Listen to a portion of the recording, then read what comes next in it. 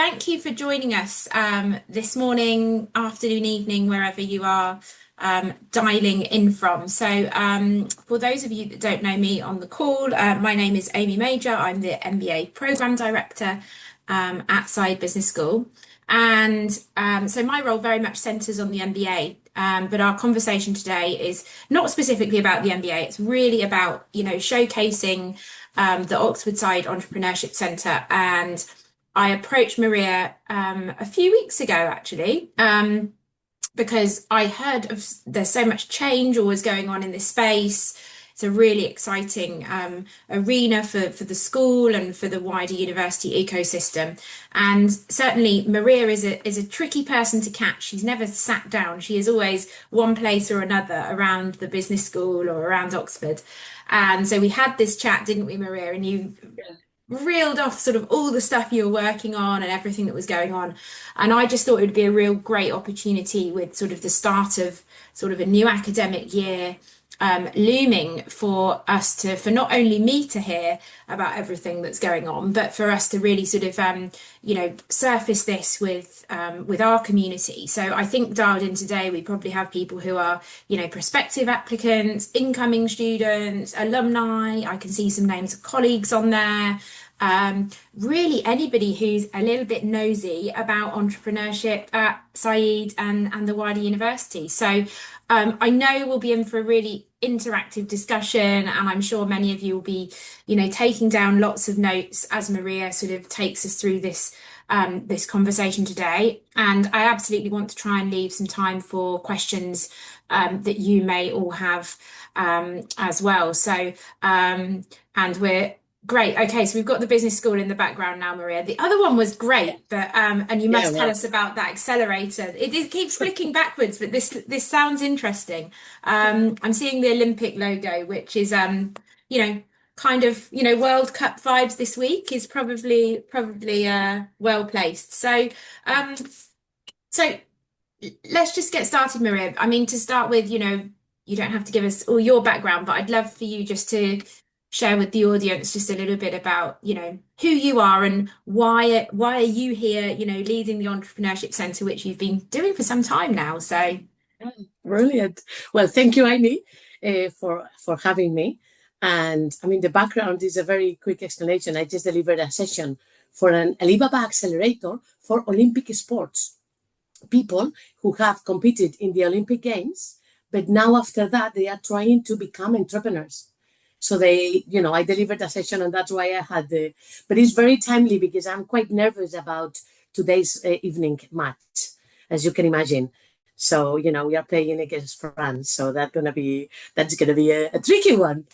But anyway, a bit about myself. Like Amy said, my name is Maria Zubeldia, and I've been over 25 years. I mean, probably you will guess my age then, but supporting deep tech entrepreneurs and science-based entrepreneurs and shaping and innovation ecosystems.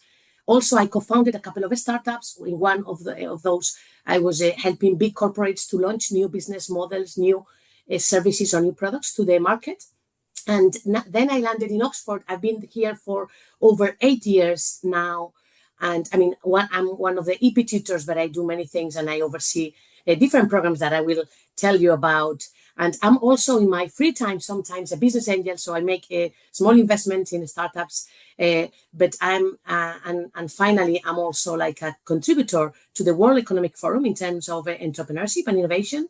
And I'm the chair of the council of the EIC Scaling Club, which is an interesting initiative coming from the European Commission, because it is the most ambitious program so far that they've launched to create and launch. It's a very ambitious because they have the objective of launching 100 unicorns coming from Europe in the next few years. So I'm shaping the strategy for that program. So that brings me, obviously, I'm well embedded in Oxford, but I'm also well connected to Europe. But I would say that's me. I'm the youngest of 7 brothers and sisters. I always say I'm a survivor, but they always say I'm the spoiled one. I think they're jealous, but anyway, my dad is an entrepreneur. My granddad was an entrepreneur. So everything in my life has been around entrepreneurship. So that's why I'm so passionate about this topic. That's amazing, and I learned a couple of things about you then that I didn't know. So, just to take us back, what does the EIC stand for the Yes, Scaling so it's Club? a European, so is EIC is European Innovation Council. Okay, The great. Just in program case is anybody called was, EIC and then a Scaling Club because yeah, it's okay, targeted for scale-ups. excellent. Okay, fantastic. So, hopefully, all of you listening in right now can see that we've got somebody amazing, at the helm of the Entrepreneurship Centre. Wearing many hats and involved in many things. I know you also have a partner in crime, as we might say, which is Pina Oksan, who is the academic director, who, Yes. amongst many other things, very much leads the entrepreneurship project, which is part of the curriculum for the MBA and the executive MBA. Just to give Pina a shout out there. So let's go sort of down another level. Obviously I know, but explain to our audience, Maria, how where does the entrepreneurship centre kind of sit in the school? What does that mean in terms of its presence in the business school itself? Yeah, so that's a great question. I mean, our mission is very simple to say, but it's difficult to implement, which is we are here to support anybody, any student, with their entrepreneurial ambitions. And obviously, that nature of those ambitions can vary a lot. So, for example, I mean, we have for those without a business idea and but willing to embed in the ecosystem, we offer different programs. Like, for example, we have the flagship event called Oxford Saïd Entrepreneurship Forum, where we bring great panelists, keynote speakers, and then to discuss and cover different topics. We also run a pitching competition, and we bring investors. Actually, the day before the event, well, the event is taking place on the 13th of November, just in case you were wondering. The day before, there is an investment forum too. So we will bring investors and we will showcase some of the greatest innovation happening at Oxford. But I would say that event is a great opportunity to really embed and connect and meet other founders, co-founders, other investors, experts from our network. So that would be more kind of on the inspiring level side of things. Also, you mentioned the entrepreneurship project, and I'm glad you did, because this is a curriculum program that we run obviously alongside Pinar Oskan, she is the academic lead, and also Thomas Hellman. And through the EP1 and EP2, I believe is an amazing opportunity for those MBA students who have a business idea to try it as a sandbox. Is a great sandbox opportunity to just explore whether there's something there or whether it's better to do something else and without zero risk. But more importantly, I always say for those without any business idea, they can tap into the Oxford ecosystem. Why? There's amazing research coming out from Oxford, but those researchers often lack business skills. And those business skills are crucial to implement these ventures going forward. So there's a great opportunity for MBA students to select from there's a pipeline that we present, and they come and these researchers come and pitch, and they can choose if they want to use it for their entrepreneurship project. So that's a great opportunity to work on teams of 5 on a business idea. They need to deliver a pitch to an panel of investors that we also bring from our networks. So they learn the process, they go through the process, and it's an amazing way for them to tap into existing ideas. So that's why kind of I mentioned. But also we have a lot of networking sessions that we run here in the Nest called Nestworking, and many other things that we run constantly to connect them. This is on the, let's say, no business idea level. Yeah, so more for inspiring and tapping into ideas.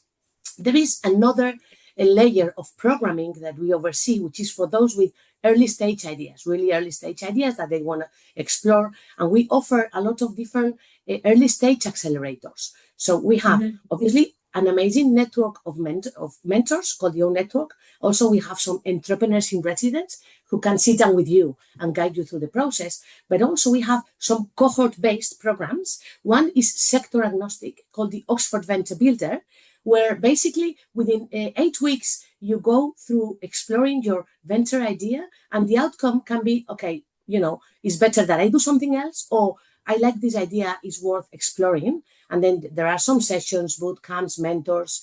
So that one is sector agnostic, and it's a brilliant opportunity to have some MBA students, for example, or some EMBA students we had last year, alongside some students coming from DPhils from the medical science division, all different disciplines, so all together.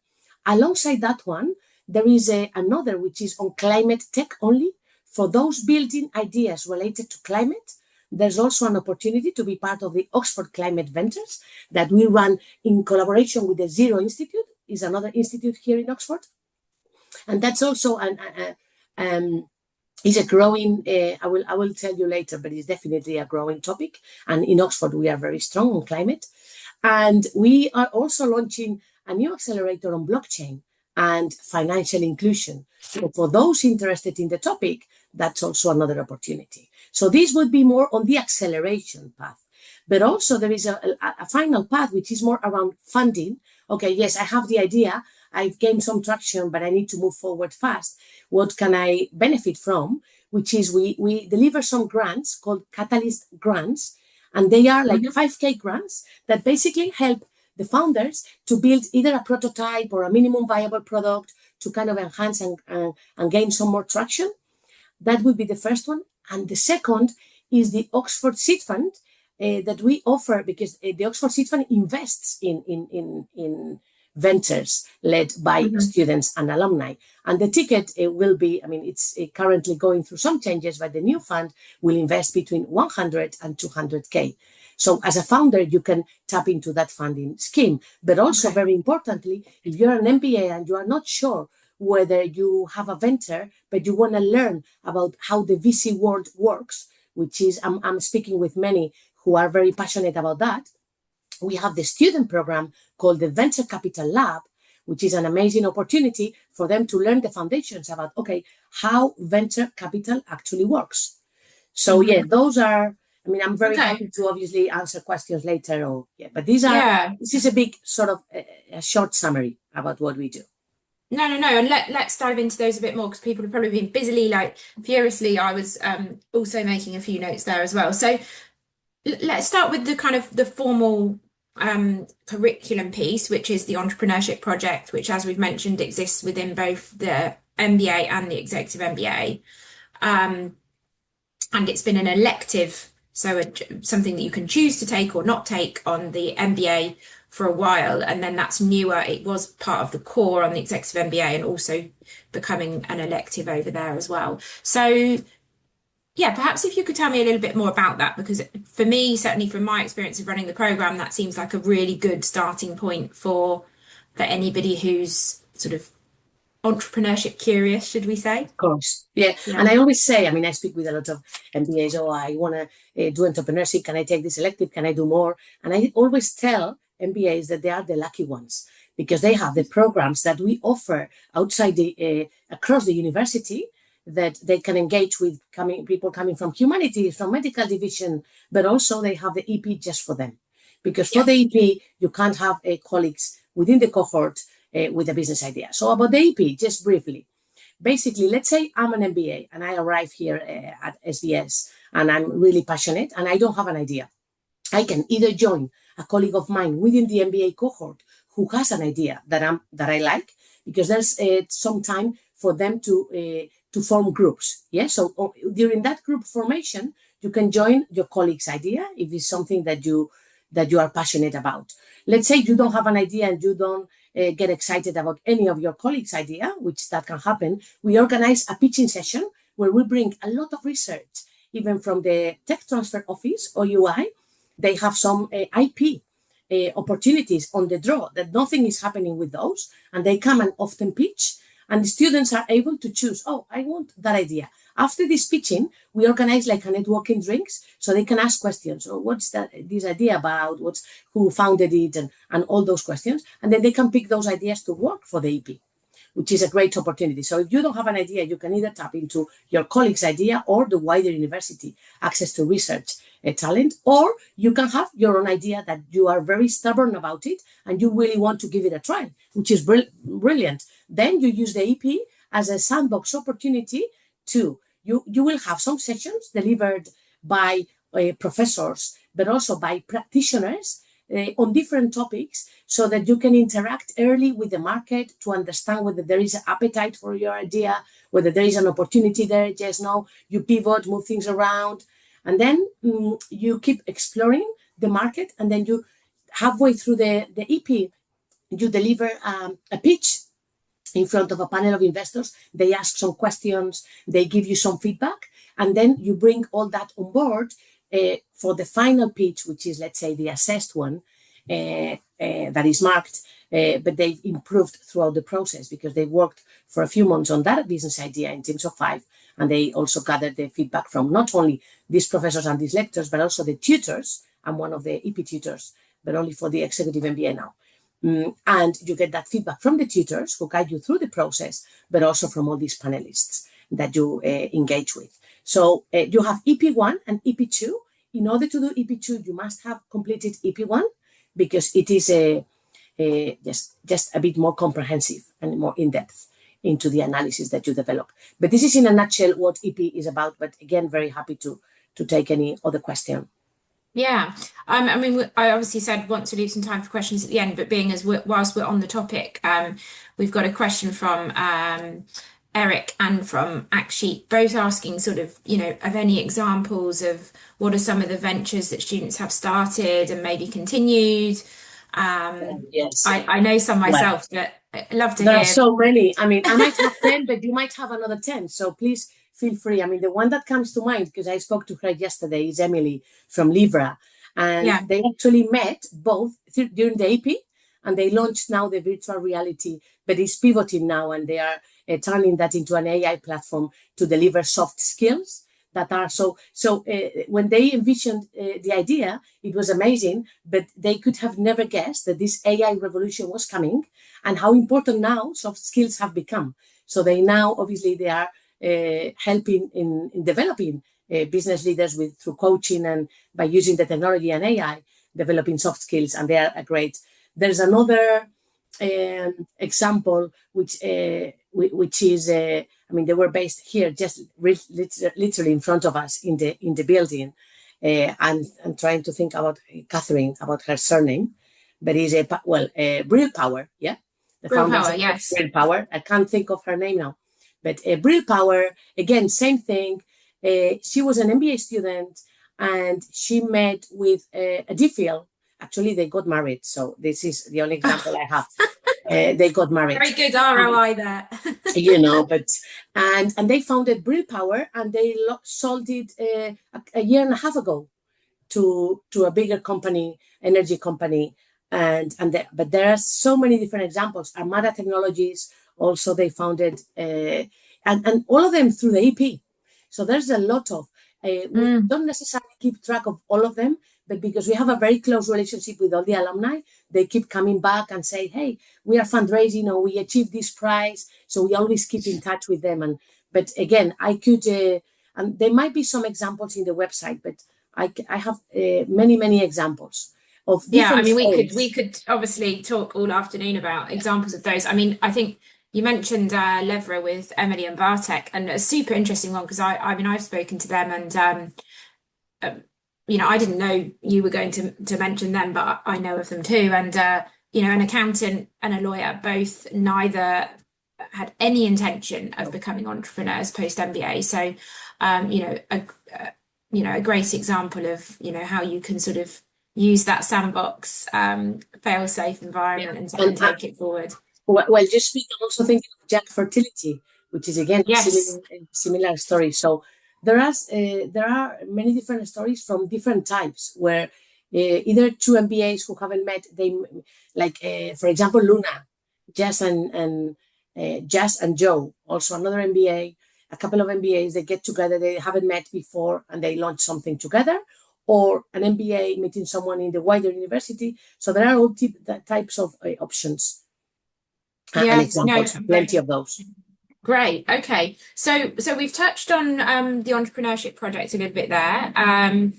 We've told everybody Oxford Saïd Entrepreneurship Forum, 13th of November. I think it's a Friday. I believe the early bird tickets are already out for sale. So do look it up. We'll pop a link. I'll pop the link in the chat for you to all have that available for you. But we sort of started to touch on some of the things in the ecosystem there that, I know once I met with your team when you brought out the impact report, and if you brought up all the logos of sort of the ecosystem, you could fill many slides. So you talked about a few sort of key programs that happen.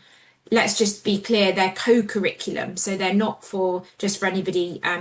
To make this really clear, the entrepreneurship project in the MBA and the executive MBA is for academic credit, so it's going to be part of Yes. your transcript and part of your degree. But some of these other things, these are very much co-curricular. They're things you can choose or apply to be part of. So let's start to touch on a few of those. So you mentioned the Oxford Venture Builder, which I know has Yes. enjoyed some good success. Can you take us through that in a little bit more Yes. detail? Yeah. Yes, the Oxford Venture Builder, we had actually a team of MBAs taking part alongside many others coming from the medical science division. Basically, that starts with a bootcamp. They have an early stage idea, very early, and they form teams. There are teams with 2 people, there are teams with 4. So there, the size varies. And then they work through whether they try to figure out. There are also some mentors, there are less lectures. So it's less academic, it's much more practitioner led. We allocate some mentors to the teams depending on the topics they are working on. And they go through the bootcamp first, but then they start doing some market research and they are start having conversations and gathering data whether there's something there. They are doing what we call customer development activities to find out whether there is an opportunity there, and they continue shaping the opportunity. There are some weekly sessions during 8 weeks where they meet with their mentors and they have some sessions online. So we always try to, obviously, since they are optional, as you very well highlighted, we try to respect the agenda and the schedule so they can join both. And then they go through these sessions, and the program finishes with a pitching session that we hosted a couple of weeks ago. And we also gave some prizes, which is great because there were some winners, and we brought also some investors. And again, this is a great opportunity to be embedded within the ecosystem because you are one of the teams, but you are working alongside someone coming from humanities or from the mathematical institute or from the computer science department. So it's a huge variety. The cohort is super international. This is by application. So we have a lot of applications and then we have to shortlist and go through all of them. But it's highly diverse. The participants were coming from more than 20 countries. And this is an 8-week program. And then they finish the program with the demo day. And very similar to that one is the one on climate, the Oxford Climate Ventures. Mm-hmm. Is specific. This is sector agnostic, the one I just mentioned. But the Oxford Climate Venture is only specific for climate-related ventures. So the topics are more specific and the mentors, all their background and expertise is only around climate. And this is the one we run alongside the Zero Institute, which is a very well-known institute here in Oxford. And they are very active around the climate space. And tell me, Maria, just so we're clear, Yeah. these obviously are open to all business school students. Yes. But you mentioned DPhil before, but can you give some examples of sort of other, program Yes. students that are joining, or do you have a sense of? Yes, because this is a great question because more than 50% of the participants are researchers. So they are doing their DPhil. So basically, if you are an MBA and you are part of a team, part of the cohort, you will be working closely with different researchers, working on their own idea that usually comes out from the research that they are undertaking, the majority of the times. Yeah. So the cohort is super varied. So as in the EP, you are obviously surrounded by other business school students like yourselves. In the Oxford Venture Builder, that's not necessarily the case. Yeah, and I mean, this is where perhaps I won't go into sales mode on why, Saïd Business School is great or Oxford is great, but clearly, this is something that you get when you're coming into a business school that is embedded in somewhere like Oxford, is that, that wider access to, to those researchers and people in the ecosystem that you just might, not come across if it were, say, a standalone school. So I think, yeah, definitely worth mentioning. Just touching a little bit there on the climate ventures, we've got a question here from Sneha on can you share any interesting stories related to any of the climate tech ventures, if you know at all? Well, actually, I'm not sure if I'm going to think of one. We've been running it for 2 years only. This is new. Yeah. So we ran the first edition a couple of years ago. And but actually, bear with me 1 second because if Ahmed is there, yes, if you bear with me 1 second, I'll manage to get that example and I will get back the response. Just 1 second. See Okay. you in a sec. See, this is how entrepreneurial Maria is. She's gone off screen to to grab a colleague who runs the program. So let me see if there's any while she's doing that, which is great of her. Let's seize the moment. I'm going to see if there's anything here that I should specifically answer. So yes, I'm Um, back. she's back. Um, Okay, let's go. yes, I'm back, and Ahmed is gonna send that to me on Teams, so I will see it shortly, and then I will share it. Yeah, Perfect. yeah. Okay. I'm loving this. This is we're doing It's things live entrepreneurial. here. We're not getting back to people with questions in 2 days, answers in 2 days' time. We're doing it live here. Thank you, Maria. You're Yes. amazing. You're amazing. So you then talked a little bit about the blockchain, VC lab. Can you tell us a little bit more about those? Yes, the blockchain accelerator is something that we are launching in partnership with Ripple, which is a very Hmm. well-known kind of cryptocurrency. Yep. And obviously, they use this technology and they lead on the technology on blockchain. And this is a partnership that they've done with other universities in the US. And I mean, the development person is actually an alum from the business school, and she was very keen to do something in Oxford. So we are launching in the summer this accelerator where to support ideas related with the blockchain technology. So Okay. it's an open innovation, and there will be vendors. The participants from this accelerator will come not only from Oxford necessarily; they will come from different places from in the world. There will be a strong percentage of vendors coming from Oxford, but there will be others coming from different places. And we are launching it this August in particular, and this is the first time. But then we are running it again next year. So obviously then there will Okay. be availability. And either if you are a blockchain founder and you have an idea that you want to explore, or if you are curious, you can get and tap into the activities that will be part of the accelerator to dig deeper on some of the innovation coming out in that industry. So to take part this August, would somebody have to be a current student? Yes, I mean, Yeah. yes, yeah. I mean, I'm asking because I future, know we're going to get future, that question. yeah, future students for this August, yeah, that's Yeah. too And short. something I'm seeing more and more, which is perhaps why we're doing this conversation, is obviously the rate and speed of change that things are coming with in OSEC in your center, is that we're not necessarily like launching a program and then definitely always running it for 5 years time. It seems like there's a lot more, as we've seen with you, flexibility and agility kind of built into the work of the center. That seems to sort of be the way. Yes, I guess, yeah. For example, I mean, it all depends. There are some programs that are very stable and they always exist, but there are others that depend on funding streams. And for example, in the Ripple case, we have the funding secured for a few years, so we will run that program, and then because for us, it's a great opportunity to support innovation coming on that stream. So it really depends. For example, I'm currently working on a couple of very exciting initiatives that unfortunately I'm not able to share yet Mm. because they are not confirmed. One is with one government, another with another government, I cannot say. Another is on quantum. And for example, quantum is a really hot topic at the moment.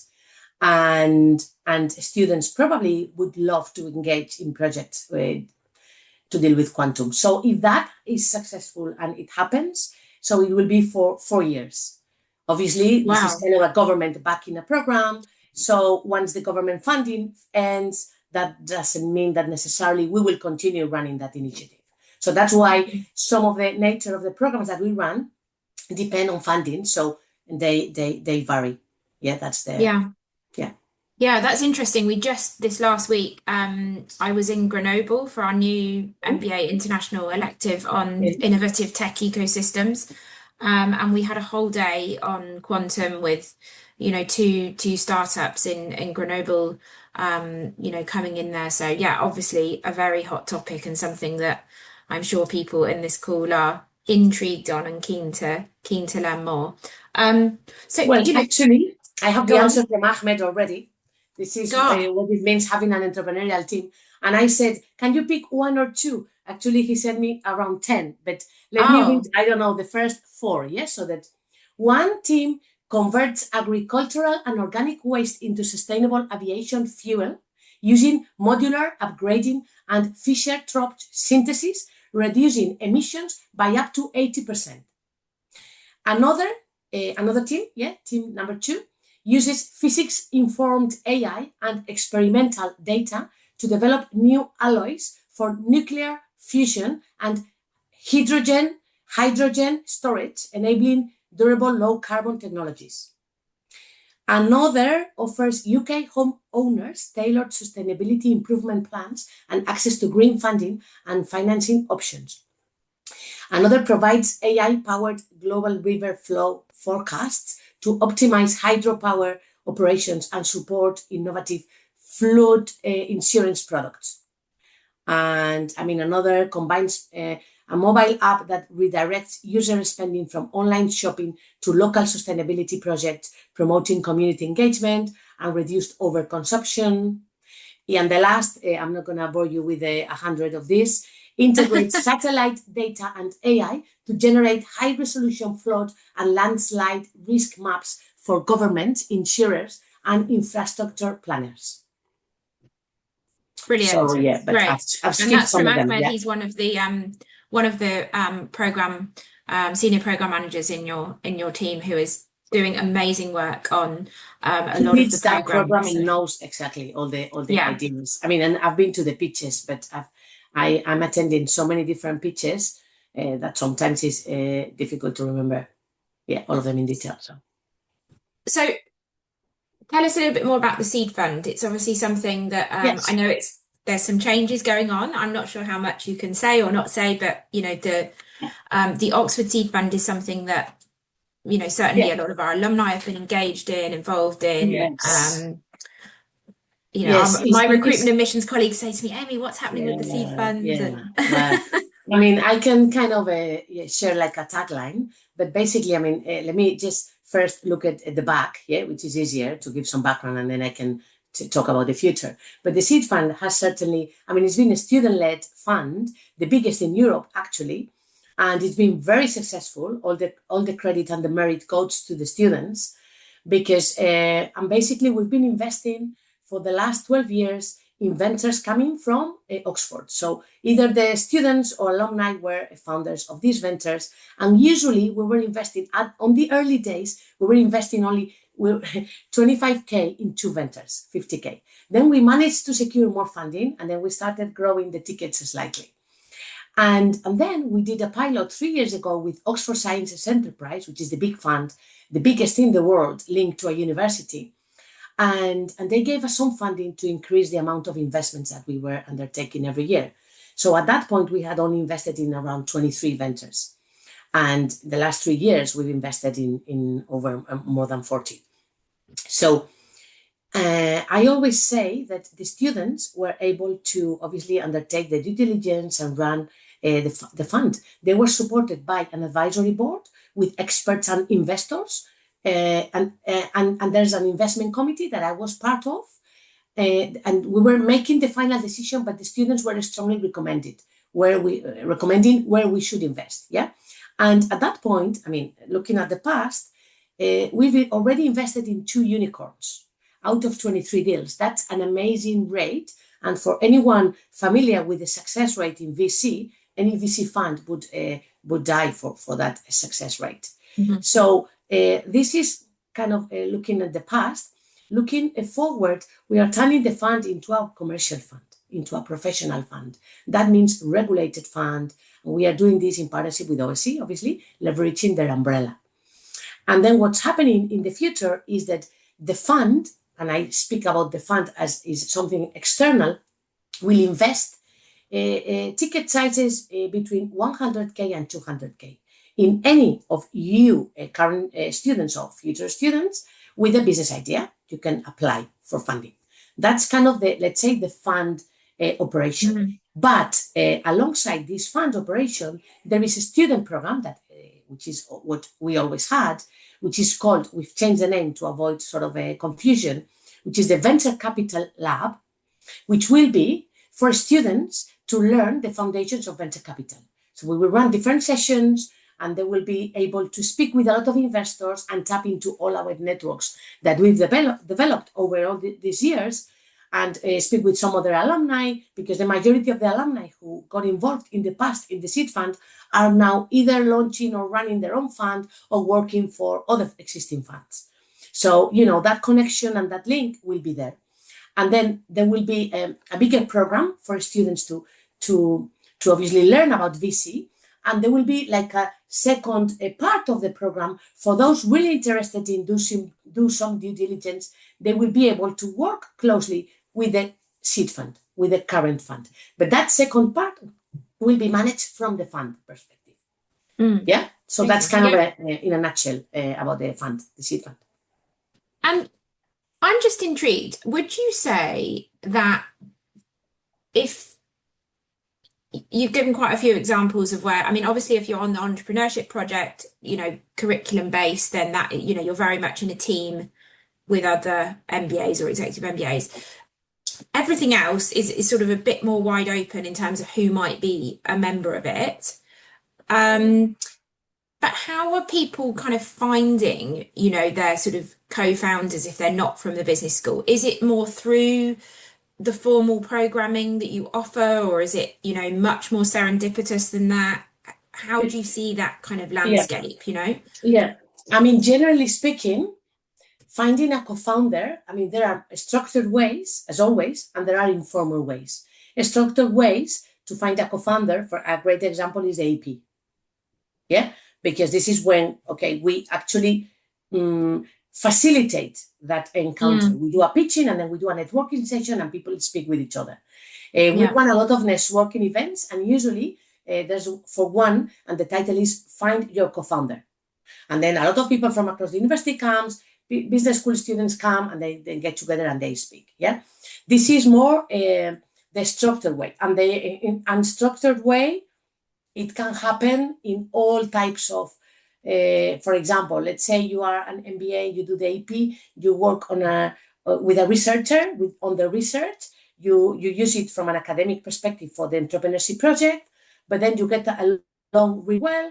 You are fascinated, and then when you finish the academic, because this is academic, then you have a conversation and, hey, would you like me to be a co-founder? Then that is obviously outside any program, and they have a conversation about finding a co-founder. Also, a lot of people reach out to me to ask for a specific profile. And if we can think of someone, but there is not, we can then recommend to have some conversations. But I always say that finding a co-founder is almost like finding your husband or your wife. So it's so important that, is worth investing a long time in that decision. But all these programs support on those ways.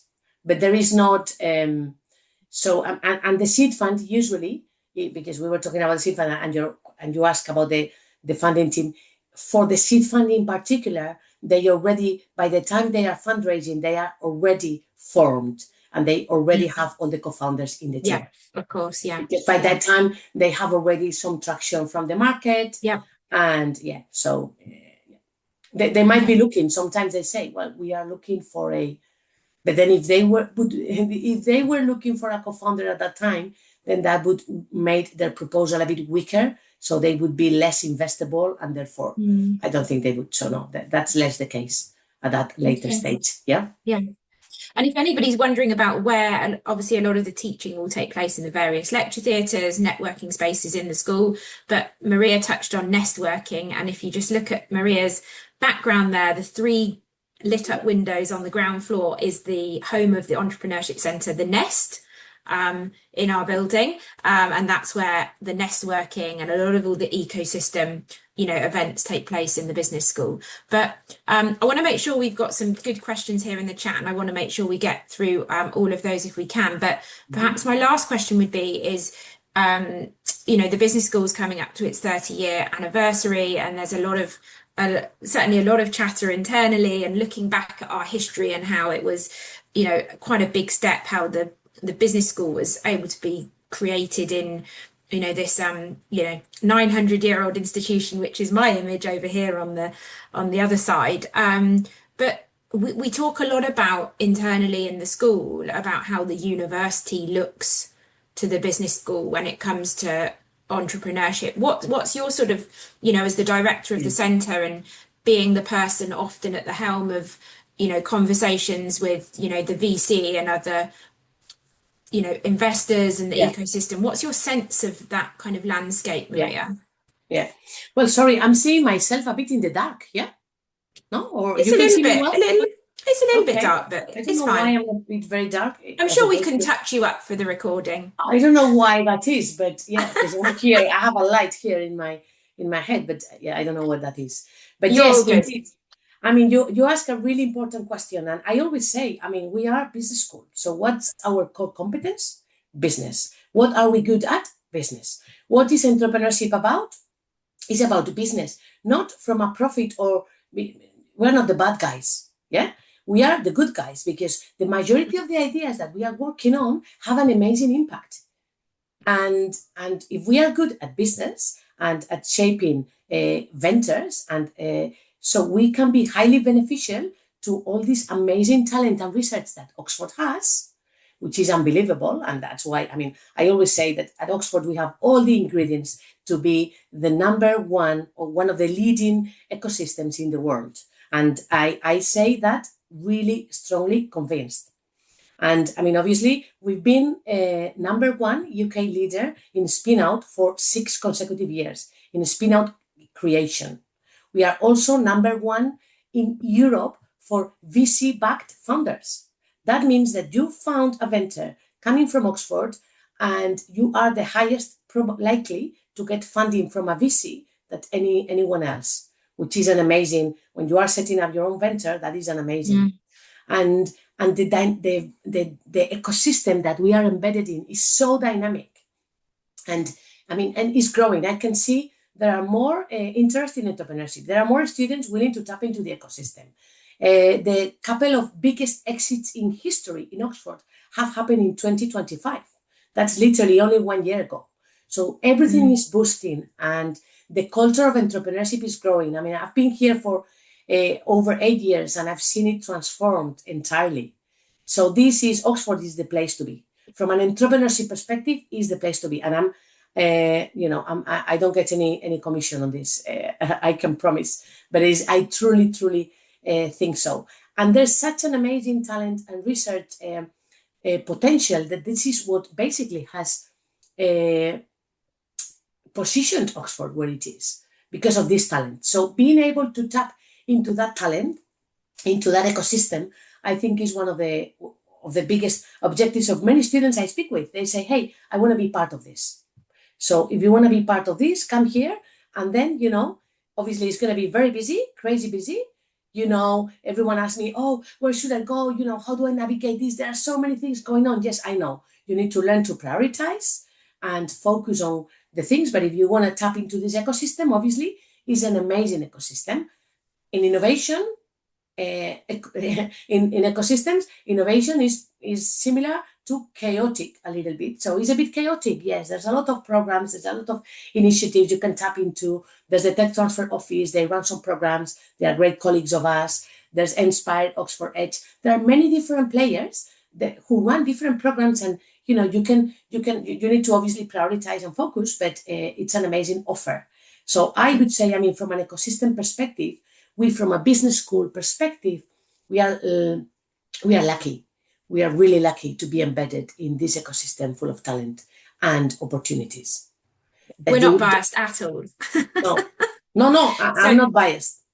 And I think for anybody, certainly just maybe from specifically an MBA lens here, if you're incoming prospective student, we obviously have the Entrepreneurship Centre feature in launch. So you get to meet all the colleagues in Maria's wonderful team that are running all of this and facilitating all of this, and the physical space, and start to get a sense of, what you might do or how you might engage and the things that you're going to, take into your picnic basket, so to speak, and take forward. So thanks for that, Maria. So let's go into some of the questions here. We've got some overlaps, but we'll try and get through most of these.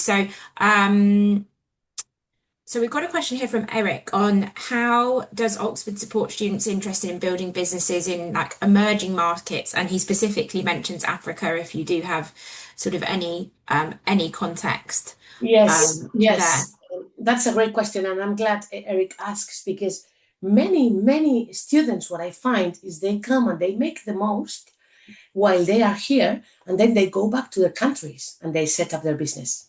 So I can think of, obviously, there's one I can think of. There's an MBA, was the managing director of the fund, of the seed fund at that time, a few years ago.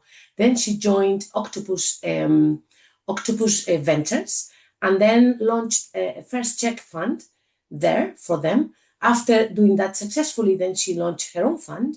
And now, I mean, she's back in Nigeria, and she invests in Africa entrepreneurs, but also she invests in European. I mean, she's obviously investing in both, not only Africa, but also Europe, because this is where she has a strong connections with. I'm also thinking about another person. He set up a business for the EP, and then he launched it in South America. So there are a lot of examples. I always say that, and also I'm finding a lot of students who, beyond the program, they decide to stay for a longer, for another year, just to tap into the ecosystem. They feel so connected and they love it so much, and they say, well, I want to now continue, and then for another year, like this famous kind of gap year, but I want to really explore some of these resources while, and then they either set up their business in Oxford or they go somewhere else. So how we support, I would say, since you are a student of the university, you have access to every single program in the same way, regardless of where you are going to set up the business. That is very important. So we had a couple of questions here that say, can the, bear with me. So would the seed fund cover businesses registered outside the UK? Well, before, yes. Going forward, I can check. Don't disappear. We haven't got time. Yes, just one sec.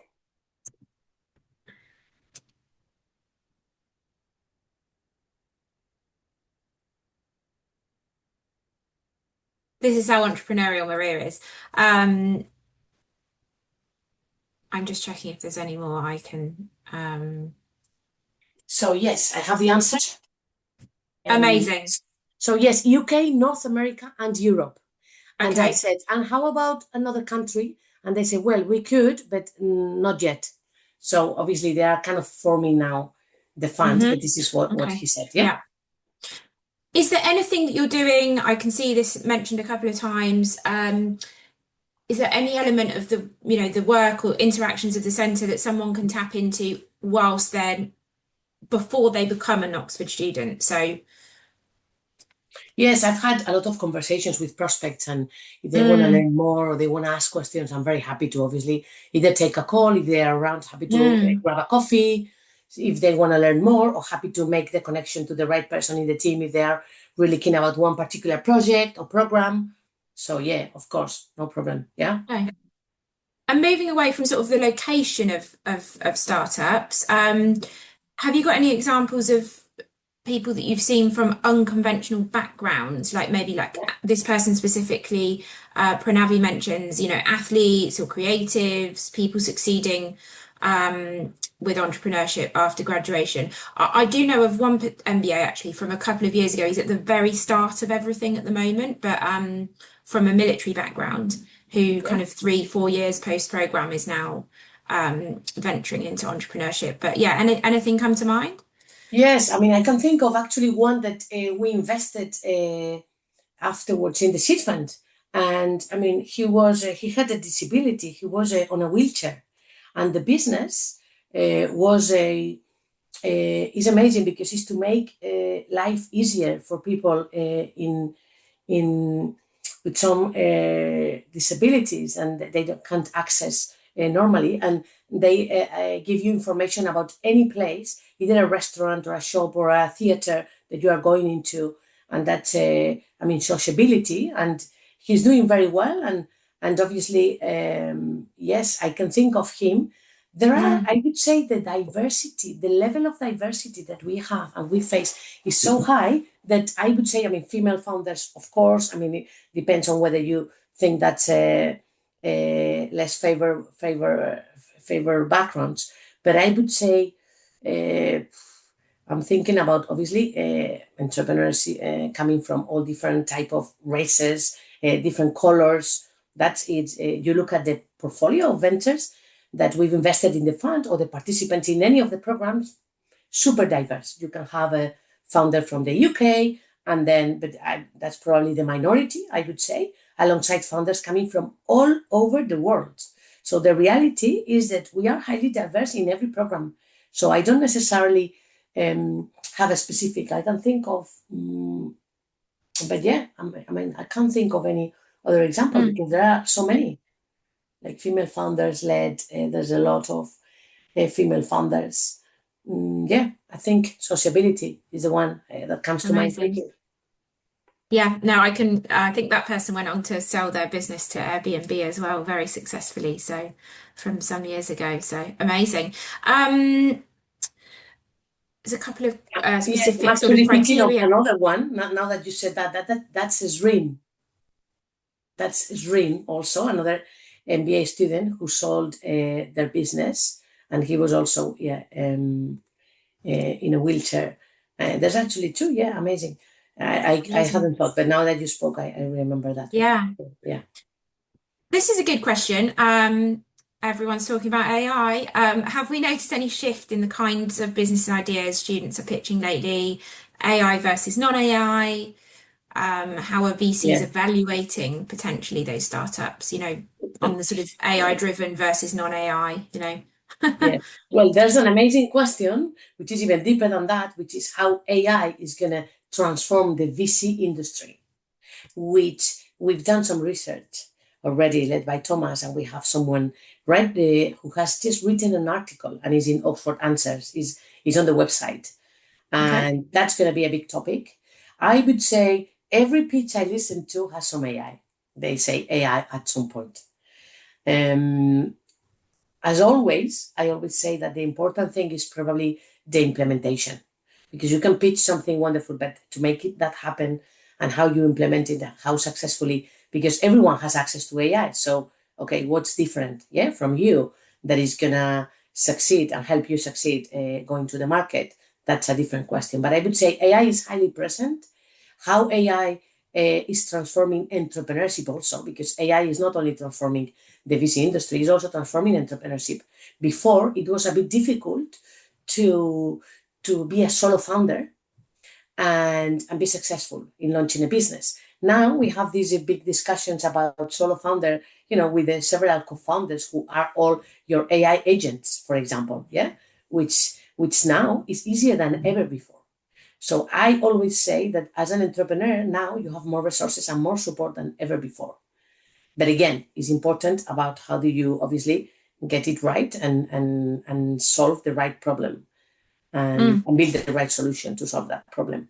But I would say, yes, AI is, I don't know if that answers the question, but I can't read, so I don't have access to the questions, so I can't read them. That's fine. No, don't worry. Don't worry. You're providing all the creative flair. I'm managing the questions. I did just quickly find that article from Thomas Hellman. So Thomas is, I always say, sort of the godfather of entrepreneurship in the school as well. So do check that out. I've put it there in the chat for everybody to see. We've got 2 minutes remaining. I don't want to end on a sort of like a negative, but it's sort of like a future. Hopefully I'll have time for one more question after this, but is there anywhere where you think anything you could share in terms of why you think startups maybe fail from your experience? Yes. Yes, that's an easy one, unfortunately, to answer. Easy. We've got time for 1 or 2 more then. So, well, I'll tell you, that's very easy because the biggest reason for failure is usually a conflict between founders, between founding teams. So that's why it's important in some of the programs we speak about founders agreement at the very beginning. And, I always joke about the marriage thing, but is what I truly believe. because unless you are aligned with the values and okay, if we grow, if you have had some early conversations about what your expectations are, about what you want to do in the future, then when you succeed, it's easier to be aligned. If you haven't had those conversations in detail, this is when then misalignments happen. And then there are some conflicts that arise. And so it's very important to be aligned and to just share common goals and a common vision, because you are investing a lot of time in launching a venture, and you are also investing a lot of time with your co-founders.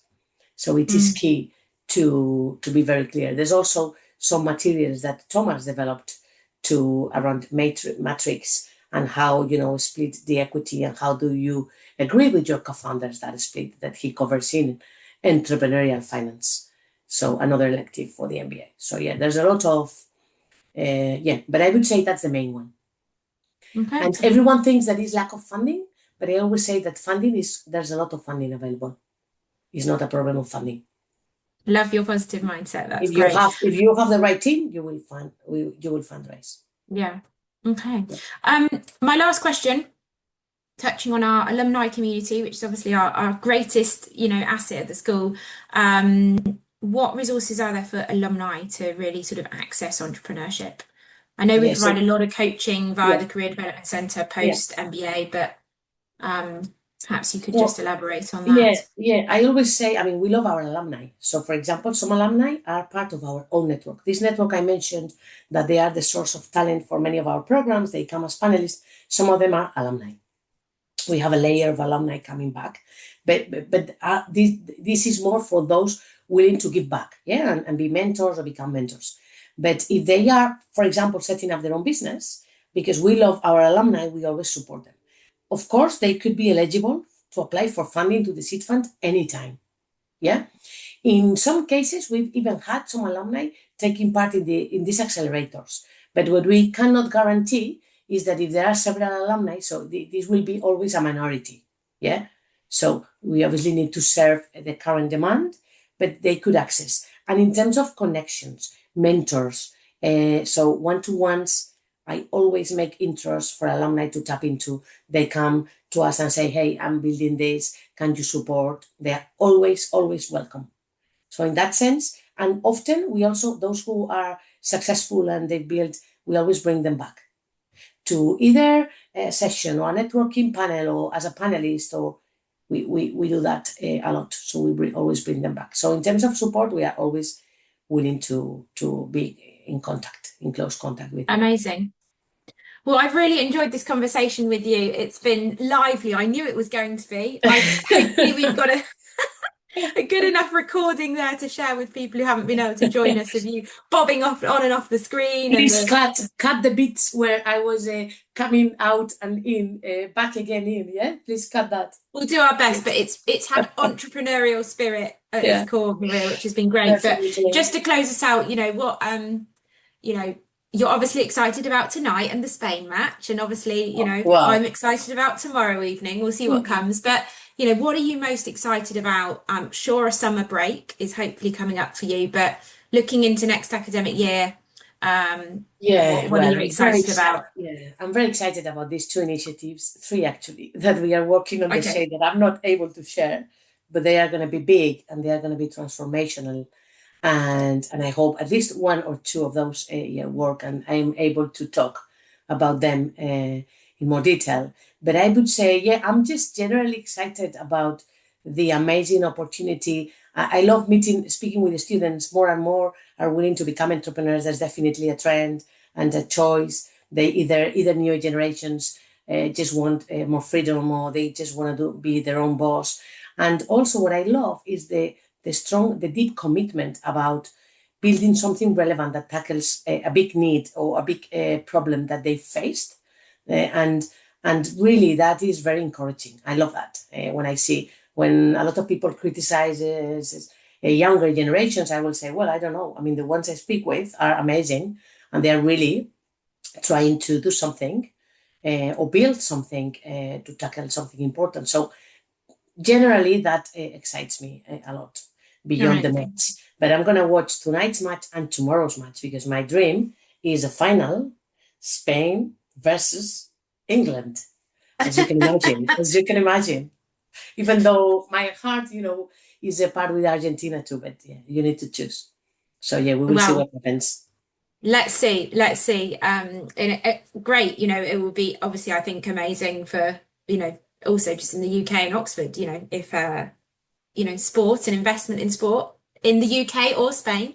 Well, conscious we're running over time now, Maria, and I know you'll have some other amazing, interesting meeting to get off Yeah. to now. So it's been a real pleasure speaking with you. I know we'll have you up on the stage in the Nelson Mandela as Yeah. part of the beginning of the MBA, and obviously for anybody coming onto the executive MBA, that has two starting points because it has September and January. I've put my email address in the chat, so if there's anything we didn't get to or there are a couple of questions left over, please feel free to email me. Happy to connect you with Maria, people in Maria's team. It's been a pleasure. Super interesting. I think we need to do version 2.0 when you can tell us about all of these Of secret course. projects that you're working on.